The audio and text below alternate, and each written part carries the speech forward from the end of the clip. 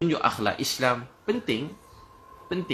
Tujuan tunjuk akhlak Islam bukan nak tunjuk hebatnya kita sebagai pemimpin, nak tunjuk hebatnya kita sebagai orang kaya, tak. Tapi nak tunjuk akhlak Islam. Jadi penting. Urusan hati, malam-malam nangis. Hati ni memang berubah-ubah. Kadang sombong, kadang orang puji kita lupa diri. Nangis ke Allah. Nangis. Ya Allah, tolong maafkan saya. Bersihkan hati saya, Allah. Saya terkesan dengan pujian orang, saya rasa mulia. Orang keji saya rasa sedih. Ya Allah, maafkanlah saya. Kenapa hati saya menjadi begini lemah, ya Allah? Kau lah Tuhan saya. Tolong betulkan hati saya. Bersihkan, sucikan hati saya. Nangis pada Allah. Nangis pada Allah. Malam-malam nangis pada Allah. Malam-malam nangis pada Allah. Malam nangis. Ya Allah, bersihkan hati saya. Maafkan saya, Allah. Ampun dosa saya. Usaha habis-habisan. Tapi malam-malam nangis pada Allah. Usaha. Guna segala apa yang kebolehan, nikmat yang Allah beri pada kita. Kita tolong orang lain. Penting jadi berjaya. Penting jadi pemimpin. Penting jadi kaya. Penting. Tapi setelah kita kaya, jangan pandang rendah pada orang miskin. Tengok orang miskin sayang. Sebab doa dia, Allah terima saya. Selalu tengok orang miskin. Mungkin sebab doa pakcik ni, hidup saya berkat. Ni doa mak saya. Doa mak saya. Saya selalu fikir kalau saya dapat apa-apa nikmat, ni mesti doa mak saya. Ni mesti doa mak saya. Baru ni bila saya pergi hospital Serdang, mak saya sakit kat sana. Jumpa Datuk Dr. Arif kan, yang obat mak saya dulu, dan seorang lagi pengarah yang hebat. Saya sampai-sampai, saya masuk, saya nangis. Saya teringat dulu saya kelang kabut nak tengok mak saya. Saya tak sempat berbual dengan mak saya saat akhir dia. Masa saya masuk hospital tu, saya nangis.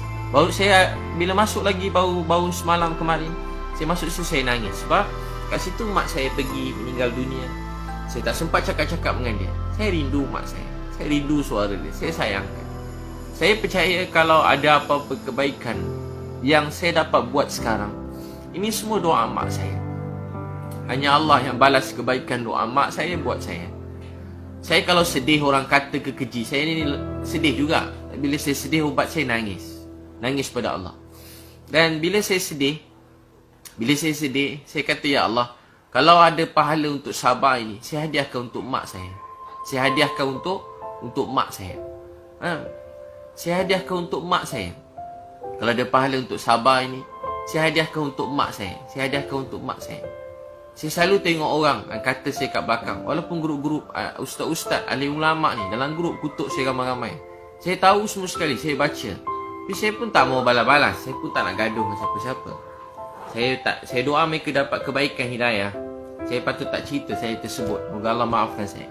Jadi bila benda-benda macam tu saya terbaca, saya tahu ulang-ulang kali orang kata saya hari-hari update status sana sini. Saya tak kacau hidup dia. Saya tak kacau hidup dia. Saya tak pernah sentuh hidup dia. Saya tak sebut nama dia.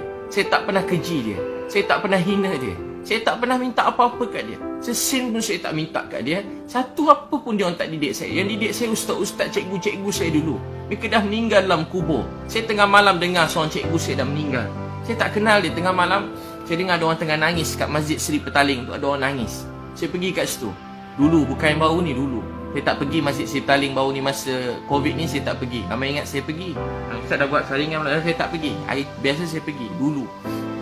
Sekali masa saya pergi, ada seorang tengah nangis doa. Tahu apa dia doa? Ya Allah, jagakanlah Abid Liu ni, Liu Yun Pao, Linda Liu. Dia doakan keluarga saya seorang-seorang. Siapa pula doa aku tengah malam ni? Saya tengah mengantuk, hilang mengantuk. Saya tengok-tengok, di antara salah seorang cikgu saya yang saya dah tak jumpa lebih 10 tahun. Dia nangis untuk saya. Dia nangis untuk mak saya. Dia nangis untuk ayah saya. Dia menangis untuk keluarga saya. Tengah malam dia nangis untuk saya. Itulah ustaz alim ulama yang sebenar. Tengah malam nangis untuk umat. Nangis untuk orang jahat. Nangis untuk penzina. Nangis untuk orang tepi jalan. Nangis untuk orang jauh pada Allah. Nangis untuk orang bukan Islam. Doa, ya Allah, jangan marah mereka, beri mereka hidayah. Ya Allah, fahamkan mereka. Ya Allah, fahamkan mereka, beri mereka hidayah. Tengok orang jahat, ya Allah, jangan marah mereka, beri mereka hidayah. Ya Allah, kesian ke Abid Liu ni, beri dia hidayah, bimbing, pimpin dia.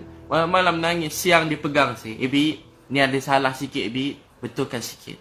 Dia telah banyak buat baik kat saya, dia tegur saya sikit. Dia tegur saya sikit. Sikit dia tegur. Pegang gitu. Sekarang berbeza. Banyak ustaz-ustaz, alim ulama, mereka keji kita kat belakang. Cakap kat belakang. Hina kat belakang. Cakap bukan belakang, depan juga kat Facebook, kat Instagram. Bukan baru ni, dah lama dah. Banyak kali dah, setiap kali update. Saya banyak juga kadang-kadang pergi mana tempat tiba kena halau. Yang halau pun ustaz juga halau. Halau pada masjid. 2-3 tempat saya pergi, ada kena halau. Saya pergi berdakwah, free, masa free. Lepas tu saya, kalau ni saya kadang saya ada cas supaya mereka urus sikit surat untuk saya. Kalau saya bagi free, saya dah kena halau. Bukan dulu-dulu, kena halau di masjid. Saya bukan cakap apa-apa. Saya tak sentuh hal-hal semasa, nak sentuh orang. Tak, saya bukan orang macam tu. Saya tak suka nak sentuh hal peribadi orang, ni bukan saya. Tapi tahu tak apa jadi? Orang halau, orang keji. Tahu tak apa saya nak beritahu tuan-tuan sekalian? Sedih kan? Orang sekarang patutnya ramai alim ulama yang baik-baik, yang soleh, yang sangat saya hormati, membuat saya semakin cinta sayang pada Islam. Tapi ada juga alim ulama yang baik-baik, yang belajar jauh-jauh, dia jadi macam, dia penat agaknya belajar jauh-jauh. Penat belajar jauh-jauh. Lepas tu tengok tiba Cina mana pula ni agaknya. Tapi macam tu, keji kat belakang, cakap bukan-bukan. Saya macam pada dulu lagi. Saya tak kacau hidup dia, tak sentuh hidup dia. Saya tak susahkan dia pun. Saya tak minta sesuap nasi pun kat dia. Saya pun tak ada kacau hidup dia, tak pernah keji dalam ceramah tentang dia. Saya cuma berkongsi kebaikan. Ni kan dunia Instagram, Facebook. Saya memang saja banyak-banyakkan baik-baik. Sebab anak-anak saya pun ada Facebook, Instagram. Saya nak dia tengok benda baik-baik. Saya nak banjirkan benda baik-baik dalam Facebook, Instagram ni. Saya nak anak-anak saya tengok. Kalau tak, anak-anak kita sayang orang Korea. Tak salah sayang orang Korea. Dulu kita mak-mak sayang orang Hindustan. Tak salah tengok Hindustan sikit, tak salah. Tahu tak apa yang salah? Salah bila tak ada orang tengok Hindustan. Sekarang anak Korea, sekarang terikut setengah-setengah, bukan semua sikit-sikit terikut-ikut. Jadi kita nak marah orang Korea? Tak. Dia banyak kebaikan yang boleh kita belajar. Tapi tahu tak apa yang kita ni? Kita orang Islam kena banyakkan contoh-contoh yang baik. Meninggalkan contoh-contoh yang baik. Untuk tu abang kakak, apa tu dakwah?